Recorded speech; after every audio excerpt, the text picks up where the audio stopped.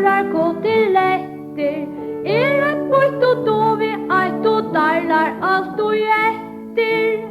Men han som heter Golarötter, romjöstrul och piparnötter, heabär och krakebär och kvickal och persillo.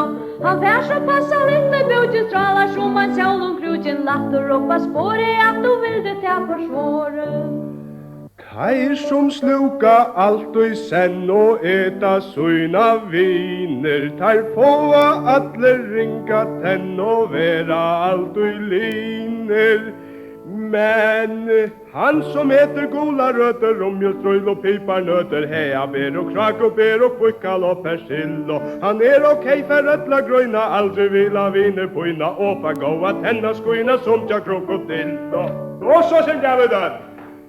Här som sluka allt och i sen och äta sina viner, här på allt ringar tenn och vera allt och i liner.